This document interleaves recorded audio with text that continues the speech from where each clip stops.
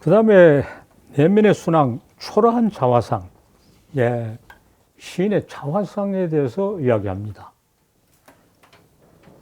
이 강의에 앞서서 시가 무엇인가에 대한 시를 이야기했는데 그것은 시론을 시를 쓴 것이고 이거는 시인이 자기 모습을 그리는 시인의 자화상에 대해서 이야기합니다.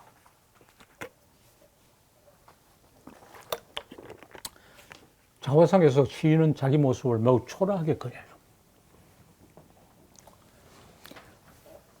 자화상은 자기 모습을 그린 그림이죠. 화가는 자화상을 자주 그립니다.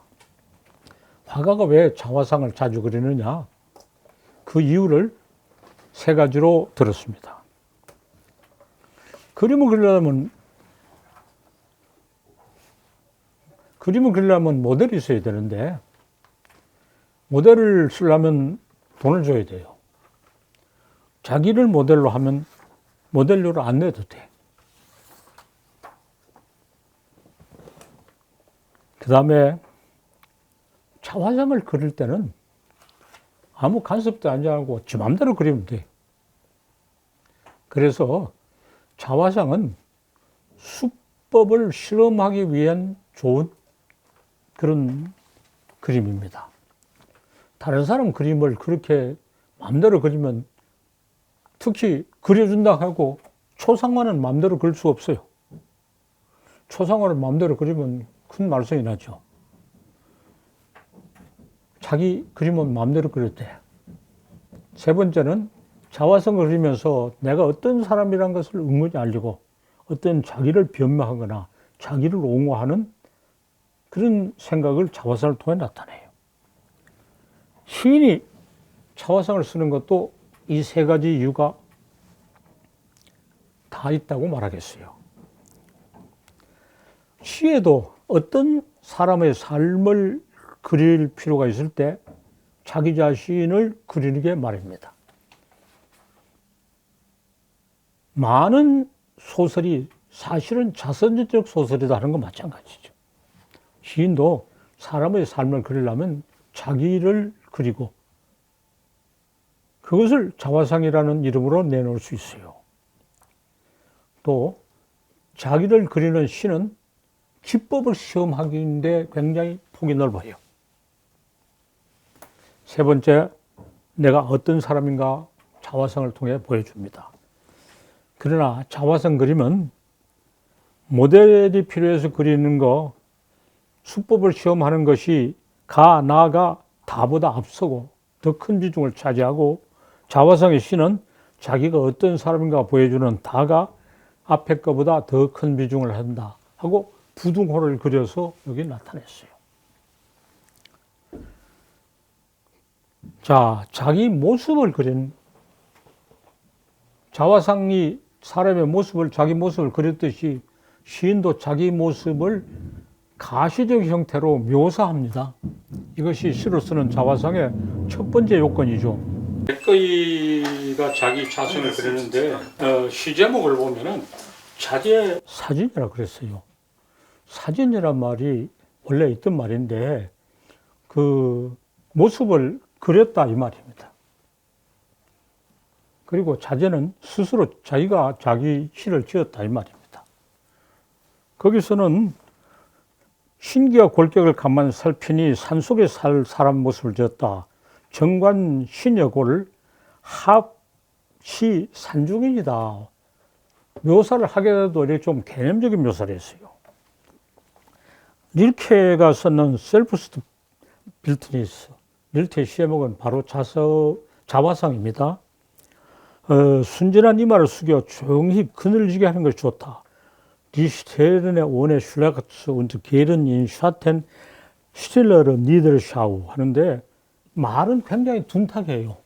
독일어가 그렇고 이렇게 말이 그래요. 그러나 그 모습을 가만 보면 아주 인상파 그림을 아주 정교하게 그린 꼭 무슨 두가의 그림 같은 그런 느낌을 줘요. 그래서 시인이 그 다소근하고 조금 그 슬픔에 잠겨 있는 모습을 정감 있게 그렸어요. 그래야 그림이라 생각하면 참 인상 깊어요. 시어는 좀 둔탁해요. 두 번째로는 이제 자화상을 그리면서 그 수법을 자유롭게 실험한 것에 들으려면 이장희가 쓴 게 있어요. 자기 가슴에 날마다 아프다 아프다 발버둥치는 가여운 새 한 마리가 있다. 이렇게 함으로써 자기의 권한을 아프다 아프다 하는 새를 통해서 나타낸 것은 그 아픔을 나타내는 데 의미가 있다기보다도 이러한 표현을 개척했다는 데 더 의미가 있어요. 가슴에 품고 있는 새가 아프다 울어도 달랠 수가 없다고 함으로써 달래는 사람은 일상적인 자고 울어대는 시는 시적 자입니다. 일상적 자가 자기 안에 있는 시적 자를 제어하지 못해 안타까운 것을 아주 절묘한 표현을 갖추어 나타냈어요. 릴케는 이름이 아주 엄청나게 높고 이장희는 거의 잊혀졌지만 이 시를 필요하면 다른 이야기를 해야 합니다. 불국의 베르네르도 그 자기의 그런 슬픈 처지를 나타냈다는 것만 의미가 있는데 어떻게 나타냈냐? 밀려가고 밀려는 폐성같이 대한 넋이 끔찍한 조난을 각오하고 출랑을 준비한다. Oblique perdu jouer de flux et de flux, mon âme pour la phrase of naufrage apparaît 해서 밀려가고 밀려오는 그런 물결의 주해란 것은 장난감 같은 것이 되어서 그런 폐선의 신세가 된 내 영혼이 끔찍한 조난을 각오하고 출발 준비를 한다 했어요. 폐선이 다시 출렁한다는 비유를 들어 고난에 벗어나고자 하는 결단을 선언한다고 했습니다. 일상적 자와의 우위를 밀어내고 시적 자가 앞으로 나아갔습니다. 둘 다 일상적 자와 시적 자와의 관계를 통해서 자기의 고난을 표현하는 탁월한 그런 발상과 표현을 얻은 것을 주목해 봅니다. 그러나 세 번째는 자기 모습을 그린다.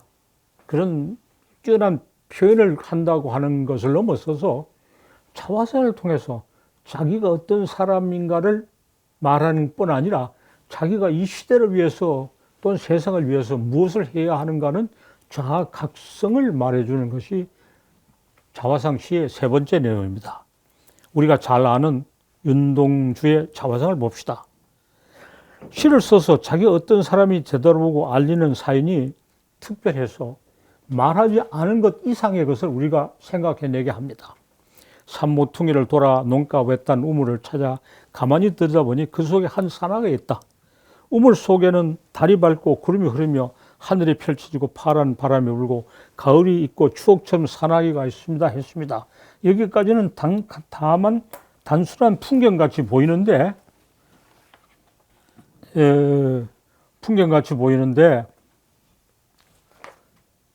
그 내면에서 하는 이야기는 그게 아닙니다. 내면에서 하는 이야기는 훨씬 더 심각한 이야기가 있어요.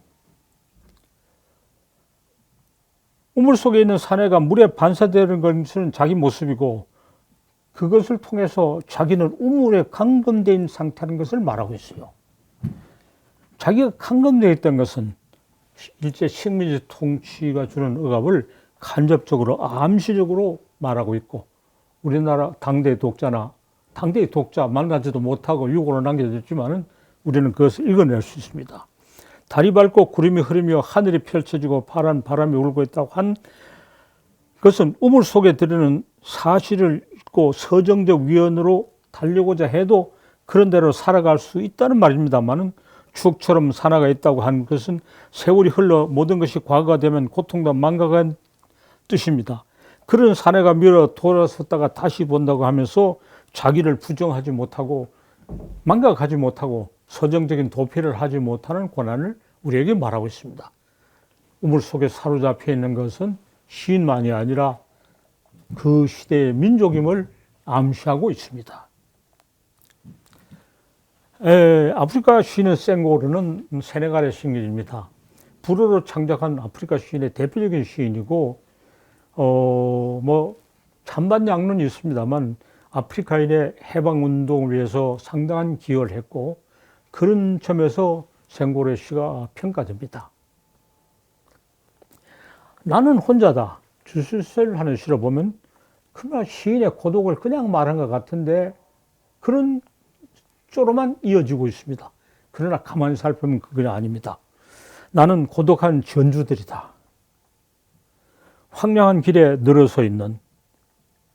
그런데 나는 황량한 길에 늘어서 있다 하는 것은 개인적 고독을 말하는데 전주들이라는 비유는 예사롭지 않아요. 그냥 나무라고 하죠. 전조는 인공적인 물인데 시인이 자기를 갖다가 비유하기에는 매우 적당하지 않습니다.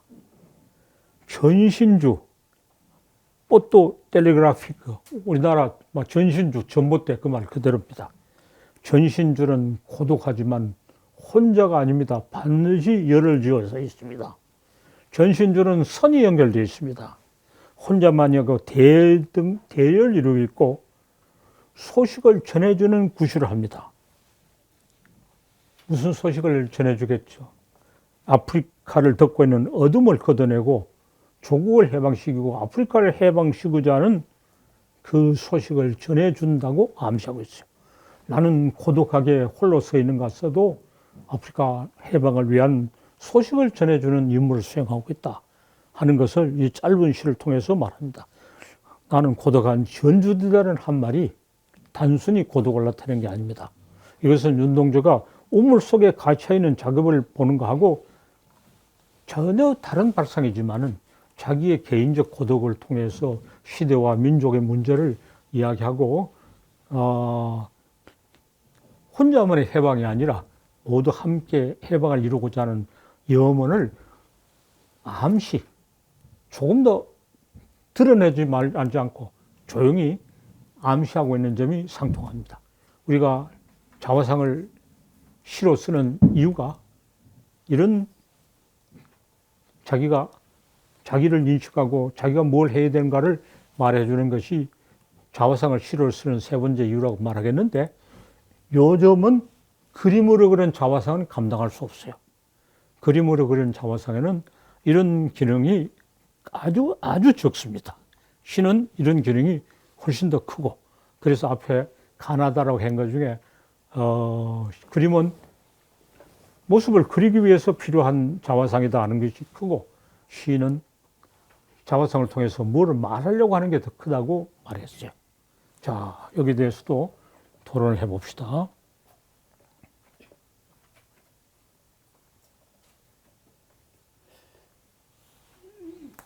그 제2장이가 금붕어를 쳐다보다가 금붕어 쳐다보다가 군보도 있고 고양이도 있고 저 대구에 그 이제 이상화 시간인데 그 대구에 계산성내에 가서 불밭에 나무 놀다 이제 자기 갇혔다 이거죠.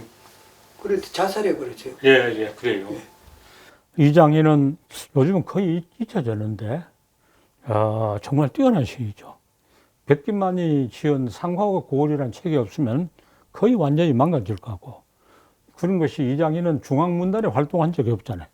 대구서 그냥 고독하게 지낸 사람이어서, 그래서 중앙문단에 화려한 활동 기억이 없기 때문에 참 문단 권력 위주로 문학사를 쓰고 중앙문단 위주로 쓰는 데 있어서는 이장희 같은 사람이 잊혀지는데 대단히 뛰어난 시인입니다. 김조규 같은 사람도 금붕어 이미지가 의왕에 있는 금붕어 들여다보는 거, 그 다음에 방 안에 들어앉아가지고 담배 피면서 천장 보던 천장 이미지, 천정, 금붕어, 전부 윤동주 자화상이 갇힌 이미지네. 그 자화상이라고 썼어요? 자화상은 아니에요. 그러니까 그런 확대해서 이야기하면 굉장히 많은데, 이거는 자화상 시의 범주 안에서 자기를 어떻게 나타내느냐 하는 쪽에서 보고 있어요. 갇혔다는 이미지. 갇혔다고 하는 거. 자, 시인도 뭐 한 말씀 하셔요. 시에 대해서 다른 사람만 다 타고 떠들면 어떡해. 한 시에는 자화상과 관련 지어서 자기 추천을 하는 내용, 또 자기를 소개하는 내용, 이런 내용이 많은. 또는 뭐 자찬 묘관명 이런 것도 있고. 그 현대 시와는 이런 차이가 약간 차이가 있네요. 한시는 사실은 아직도 그 지인이 고난을 말하더라도 자기와 사회가 그렇게 심각하게 분열되지는 않았어요. 그러니까 다수의 불만이고, 그러나 오늘날 와서는 점점 더 사회와 자기가 심각하게 분열되므로 자화상에 투영되는 사연이 훨씬 더 의미가 깊다고 말할 수 있겠죠. 두 차례 백거이를 이야기했는데 그런 것의 원형을 보여준다는 점에서 이야기했지 뒤에 사람들에 비하면 훨씬 그 강도가 낮다고 이야기할 수 있어요. 선생님, 지금 5 시인 말씀하셨는데요. 이 시인들의 이 자화상을 묘사하고 표현의 관점에서 이야기할 수 있나요? 처음에 가라고 말한 거, 그거는 묘사요. 이렇게 해도 이거는 묘사이지 다른 게 아니죠. 백거이도 묘사고. 그러나 나는 나라고 말한 거, 이거는 표현이야. 새로운 표현을 개척하는 거예요. 그래서 가슴 속에 새 한 마리가 운다고 하는 것이나 또 자기 모습이 그 폐선 같다 할 때는 어떤 비유를 통해서 또는 상징을 통해서 표현의 영역을 새롭게 개척하고 표현 그 자체가 놀라운 가치를 가지죠. 그러나 다해 가면은 표현의 가치가 아니라 그것이 암시하고 있는 주제가 높이 평가될 것이다.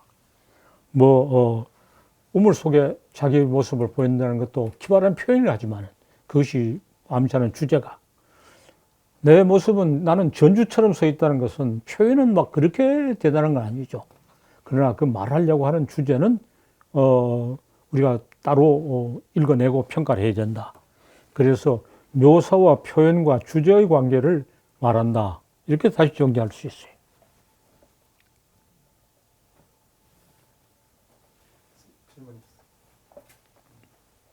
좋은 시일수록 그러니까 이 지금 그리신 모습대로 한다면 있었던 나하고 있는 나하고 있어야 할 나에 대한 굉장히 중심적인 의미를 강조하는 것이 이제 확고하게 판명이 되는 거예요.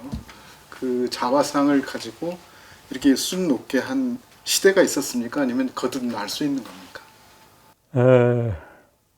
자, 다시 정리해 봅시다. 여기 가라고 하는 것은 그냥 나입니다. 나라고 하는 것은 두 개의 나요. 일상적인 자와 시적 자. 그 다음에 다는 뭐냐? 개인으로서의 나와 우리로서의 나. 그래서 축소된 나와 확대된 나. 이런 의식이죠. 시대가 내려오면 올수록 가보다는 나보다는 다가 더 의미를 가지게 된다. 순환이 확대되고 또 순환에 대한 인식이 보편적으로 됨으로써 시는 그 나타내는 바가 확대되고 더 커진다. 이렇게도 말할 수 있어요. 그래서 이 가, 나, 다를 들어서 어떤 시대가 달라지고 시가 더 확대된 의미를 가지게 되는 내력을 정리해서 말할 수 있어요. 선생님 말씀하면 시가 이제 덕이의 산물이라기보다는 시리의 산물로서 시리에 처했을 때 발분서정하게 될 때 표현도 더 공교로워지고 시에 나타내고자 하는 뜻도 더 강렬하면서 그렇게 말할 수 있지만 또 말할 수 있어. 시리가 깊어지면 득의 폭이 넓어진다. 그러니까 개인적인 득의로부터 시대적인 득의로. 윤동주와 생고르는 시대적인 득의로 넘어가는 거지. 개인적인 득의를 넘어서서 시대적인 득의로 나갔다. 이렇게 말할 수 있어요. 보통은 이제 자기 시리를 말하는데 그치면 여기서 가에서는 그 시리가 있어도 그렇게 심각한 시리는 아니었어요. 나에서는 시리가 상당히 심각하죠. 그러니까 예사롭지 않은 표현을 통해서 나타냈어요. 타에서는 개인적 시리가 시대를 위한 더 큰 득의를 가져온다. 이렇게 말해야 되겠어요. 시리와 득의 아주 적절한 지적입니다. 시리와 득의를 가지고 정리해서 말할 수 있어요.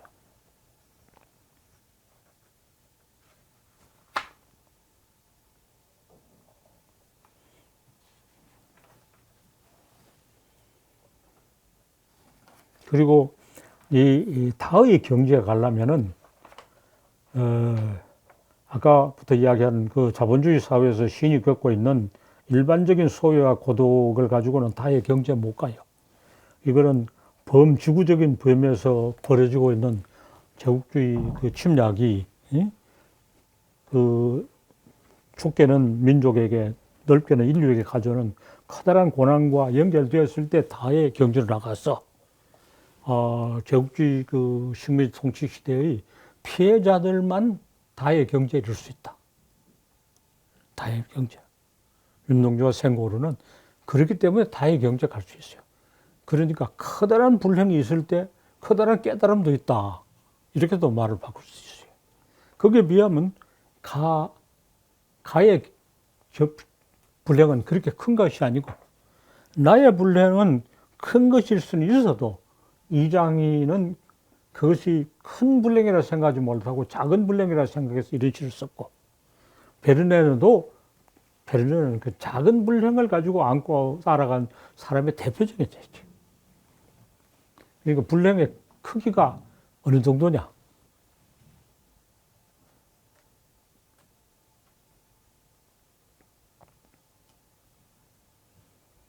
생고르의 시는 이 사람은 2차 대전 이전에 프랑스에서 불어로 시를 써가 굉장한 평가를 받은 사람이고 세네갈의 대통령이죠. 시로서는 놀라운데 그 사람의 이제 정치적인 그 노선과 행실에 대해서는 제로는 여지가 있어요. 생고르는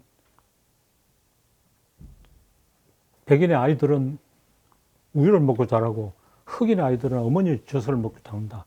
흑인 여성에 대한 바치는 그 예찬의 시가 굉장히 감동을 줘요. 생고르는. 근데 언젠가 생고르가 우리나라를 방문했어요. 비행기 트럭에 내렸어요. 자기 데려온 마누라는 백인이었어요.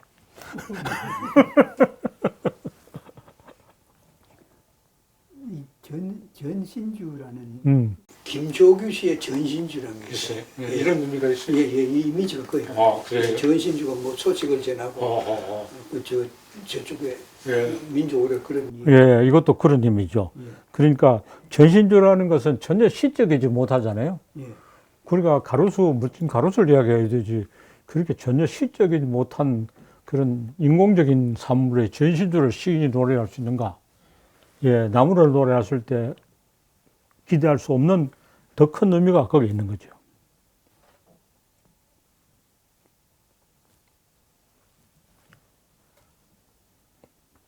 대개 그 시인들은 인공물을 노래하는 것을 좋아하지 않는다고요. 화가들도 인공물을 그리는 걸 별로 좋아하지 않는데 이런 경우에는 이런 인공물을 그림으로써 자연물을 그렸을 때 얻을 수 없는 의미가 생기는 거죠. 화가들도 프랑스 인상주의 화가도 기차는 그렸어요. 기차역도 그렸어요. 그러나 자동차를 열심히 그리는 사람은 없어요. 자동차를 이런 것은 오늘날 미국에서 하는 전임 미술에 있지 제대로 정신 차린 미술에는 없어요. 그러네. 그렇죠. 자동차 그림 기차 달리기는 많이 나오는데 근데 인상파가 발생된 세 가지가 기차와 그다음에 그 빠랬던 물감, 그다음에 사진 이렇게 들고 있던데. 근데 기차라는 건 이제 그런 소재로만은 아니라 기차를 타고 차방에 가서 자연 경치를 직접 그렸다는 얘기죠. 기차가 생기지 않았으면 그렇게 사생활하러 다닐 수 없었다는 얘기죠. 그리고 기차를 즐겨 그렸어요. 기차역을 그렸고.